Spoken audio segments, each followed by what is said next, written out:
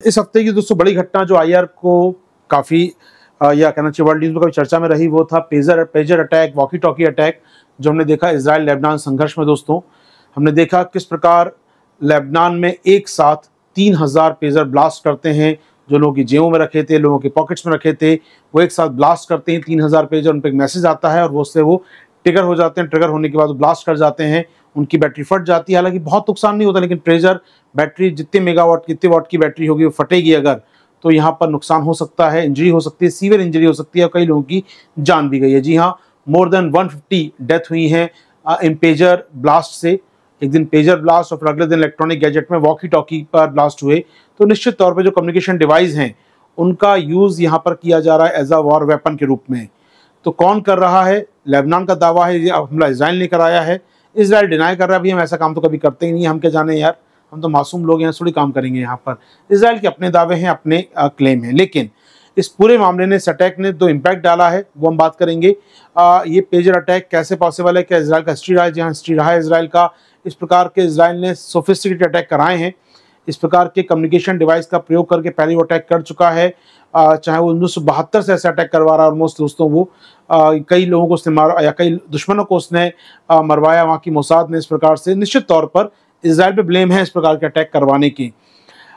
लेकिन इसके इम्प्लीकेशन क्या होंगे इस प्रकार के हमलों की, पहले बात कर लें फिर आगे बढ़ेंगे आपके साथ। तो इस प्रकार के हमलों का इम्पैक्ट क्या पड़ने वाला है वो समझिएगा। पहली बात तो इम्पैक्ट नंबर 1, तो पहली बात तो ये कम्युनिकेशन डिवाइस, ये जो कॉमसेट हैं, कम्युनिकेशन डिवाइस जो हैं आपके, ये इनका यूज हो रहा है एज अ वॉर वेपन के रूप में। जी हाँ, ये दिखाता है कहीं ना कहीं कैसे आपके संचार उपकरण, आपके मोबाइल डिवाइस, आपके पेजर डिवाइस, आपके वॉकी टॉकी किस पर हथियार में कन्वर्ट हो रहे हैं, ये एक समस्या है। दूसरी बात, एक प्रकार का जेनोसाइड तो नहीं कहना चाहिए मुझे, ये मास वेपन है अपने आप में, क्योंकि लोगों के हाथों में है ये वेपन लोगों के हाथों में है, तो मास वेपन है। बड़े स्केल पर सिविलियंस कैजुअलिटीज हुई हैं, बच्चे मारे गए हैं इस अटैक के अंदर। तो कहीं ना कहीं ये अपने आप में ह्यूमन राइट्स का वॉयलेशन है, मानव अधिकार का बच्चों के खिलाफ हो रहा है, महिलाओं पर अटैक हुआ है, लोग सिविलियंस को मारा गया है इस वेपन का यूज करके। इसके अलावा इस वेपन का इम्पैक्ट ये हुआ है कि इसने चिंता पैदा कर दी है दुनिया में सप्लाई चेन को लेकर। मैं कुछ सामान मंगा रहा हूँ, वो किन किन देशों से होकर मुझ तक पहुंचा है, ये बहुत जानना जरूरी होगा। यहाँ पर अब सप्लाई चेन की ट्रांसपेरेंसी, सप्लाई चेन की क्रेडिबिलिटी होना दुनिया में विषय बनेगी सुरक्षा का कहीं ना कहीं, कि सप्लाई चेन बहुत स्ट्रांग होना जरूरी है, स्ट्रांग के साथ साथ उसका ट्रांसपेरेंट होना जरूरी है। तो सप्लाई चेन को लेकर सवाल उठ रहे हैं, संदेह उठ रहे हैं कि यार जो पेजर थे वो एक ताइवानीज कंपनी के थे, ब्रांड के थे। ताइवानीज कंपनी कह रही हम बनाते नहीं, हमने लाइसेंस देते हैं दुनिया भरी कंपनियों को। हमसे एक कंपनी हंगरी ने लाइसेंस ले रखा है, हंगरी की कंपनी ने, वो बनाती है पेजर, वो वाले पेजर फटे हैं। हंगरी में संपर्क किया गया, हंगरी वहाँ पर एक ऑफिस तो है लेकिन कोई वहाँ पर ताला लगा है, कोई काम ही नहीं करता वहाँ पर, यानी वो एक शेल कंपनी रूप में ऑफिस खोला गया था केवल उसका वहाँ पर। यानी कहीं ना कहीं से इसमें इजराइल कनेक्टिविटी है।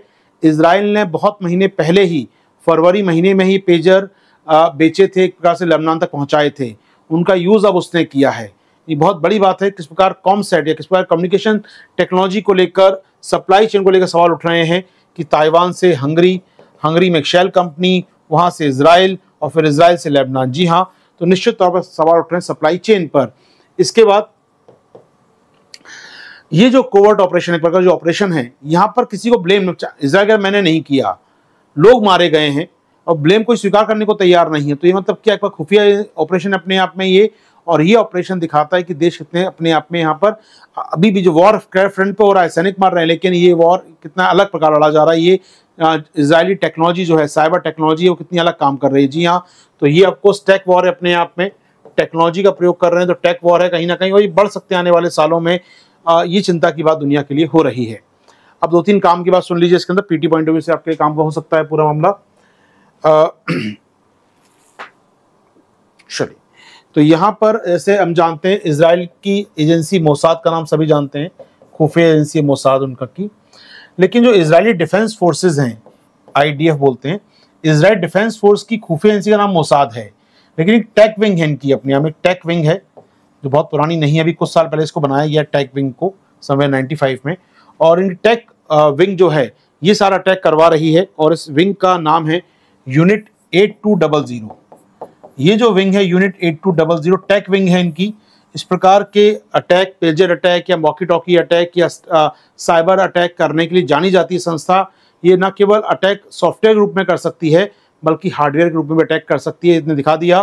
तो यूनिट 8200 ये इनकी एक टैक विंग है जो दुनिया में कई देशों पर अपनी टैक विंग है। अमेरिका के पास नेशनल टैक एजेंसी अमेरिका के पास है, या ब्रिटेन के पास अपनी एजेंसी है GCHQ, उनकी अपनी एजेंसी है ग्लोबल कम्युनिकेशन हेड कम्युनिकेशंस, या GCHQ उनकी एजेंसी है। अमेरिका के पास अपनी एजेंसी, भारत के पास NTRO है। तो हर देश में एजेंसी होती है। ऐसी इजराइल की जो एजेंसी उसका नाम है यूनिट 8200, इसका नाम आ रहा है इसलिए ये इन्वॉल्वमेंट दिखा रहा है ये कि इसका इन्वॉल्वमेंट होता है अटैक के अंदर। जी हाँ, like we have NTRO, national technical research organisation NTRO है, जिसको 2008 के 26/11 के बाद बनाया गया था इस संस्था को, जो दुश्मन के मैसेज को सुनने, उनको डिक्रिप्ट करने में काम आती है। ये संस्था लगातार काम कर रही है, लेकिन इस पर अटैक नहीं करती है ये, लेकिन यहाँ पर जो है अटैक करने में संभव हो रहा है यूनिट 8200। तो इस संस्था का नाम आ रहा है यहाँ पर। ये तो एक इम्पैक्ट पड़ा। इसके अलावा इम्पैक्ट क्या हुआ, इस पूरे वॉर पर क्या असर पड़ा इसका। इजराइल ने कहा, लेबनान अब कह रहा है कि इससे और बढ़ेगा वॉर, वो भी अटैक करना चाहेगा, और इजराइल ने कहा है कि वॉर के लिए तैयार है। यानी कहीं ना कहीं जो वॉर अब तक हमास से लड़ रहा था इजराइल, कुछ समय हाउती से लड़ा इजराइल, अब वो हिजबुल्लाह से खुल के लड़ने वाला है। यानी कि अटैक दिखाता है कि वॉर हो रहा है। अब सवाल उठता है कि अटैक कैसे किया गया, उस पर सुन लेते हैं एक बार यहाँ पर, अटैक कैसे किया गया। ऐसा माना जाता है कि हिजबुल्लाह ने, वो जानता है इजराइल की ताकत कितनी है, तो अपने सैनिकों को, अपने जो उसके भी कमांडर हैं उनको मना कर रखा है मोबाइल फ़ोन का यूज़ ना करें, ये हैक हो सकते हैं, इजरायली स्पाईवेयर आ सकता है। पेगासस का नाम को सुना हुआ लगना चाहिए, कुछ पेगासस का नाम, तो ऐसा कुछ हो सकता है। फ़ोन मत यूज़ करें। तो पुरानी तकनीक होती है पेजर, 80s के दशक में चलती थी पेजर तकनीक, उसका यूज़ करें, जिससे उसके हैक होने का खतरा कम से कम होता है। तो यहाँ पर जब वॉर चालू हुआ इजराइल के साथ, तभी हिजबुल्लाह ने क्या किया था, अपने सभी सैनिकों को पेजर रखने की हिदायत दी थी और बड़े सारे पेजर ऑर्डर किए थे। ये पेजर उसके देश में आए थे फरवरी 2024, यानी इस साल फरवरी में ये पेजर आए थे। यानी बम, ये प्लांट तभी होगा इसके अंदर, तभी प्लांट था इसके अंदर बम, या ये इस प्रकार का डिवाइस सबसे छिड़कानी की गई थी इसमें। फरवरी से आज सितंबर आ गया, ऑलमोस्ट 7 महीने से अटैक नहीं किया। वेट कर रहा था इजराइल की कब मुझे अटैक करना है, कब आपकी जेब में रखे डिवाइस को मुझे ब्लास्ट करना है। 7 महीने इजराइल वेट कर रहा था, उसके बाद अटैक किया। तो सवाल ये उठता है कि अटैक 7 महीने बाद अभी क्यों किया, अभी ऐसा क्या हो रहा था, अभी इसको समस्या कहाँ हो रही थी।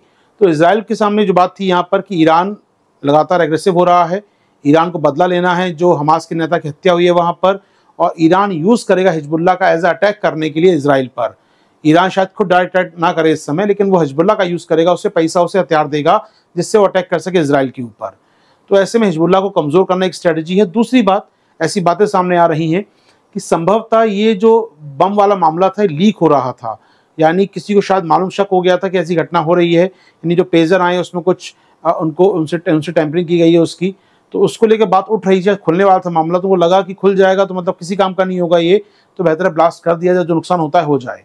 तो भले अभी रीजनिंग हो ना हो, लेकिन चूंकि मामला खुल जाता तो पेजर जो उन्होंने सेट किए थे हथियार, वो सब बेकार हो जाते उनके, तो उन्होंने बटन दबा दिया, जो होता है नुकसान हो जाए, एटलीस्ट दुनिया महसूस हो जाए कहीं ना कहीं। तो ये एक मानना है कुछ लोगों का, ये एक पैनिक अटैक था अपने आप में ये, कि इजराइल को लग रहा था कि भेद खुल ना जाए उसका, इसलिए उसने अटैक किया, या उसने वो कोड दबाकर बम को पेजर को ब्लास्ट करवा दिया। चलिए, तो कहीं ना कहीं ये जो भी कारण रहा हो, लेकिन इसने कई सवाल उठाए दुनिया के ऊपर, और भारत को भी चिंता होगी हमको, क्योंकि हम भी बहुत सारे डिवाइस चाइना से मंगाते हैं। जी हाँ, याद रखिएगा, आप जो फ़ोन पे आप मुझे देख रहे हैं, मैं जिस डिवाइस से शूट कर रहा हूँ, ये बोर्ड, यानी बोर्ड के अंदर क्या क्या हो सकता है, वी कांट से यार, मतलब क्या होगा इसके अंदर, वाईफाई से अटैच बोर्ड है, इसके अंदर मेड इन चाइना बोर्ड होते हैं। देश में सारे board made in China, India बनता ही नहीं है, सारे बोर्ड मेड इन चाइना हमारे यहाँ पर हैं।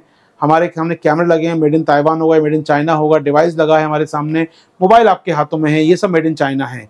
तो सरकार को भी क्या सतर्क हो जाना चाहिए हमारे यहाँ पर, क्या हमारा कस्टम चेक कर पा रहे हैं डिवाइसेस को, क्या क्या डिवाइस खोल के हम चेक करते हैं। तो बड़ा सवाल वहाँ पर है, क्या इलेक्ट्रॉनिक उपकरणों के द्वारा क्या हथियारों रूप में प्रयोग एक चिंता का विषय है। जी हाँ, बड़ा कंसर्न है दुनिया के लिए ये पेजर स्ट्राइक।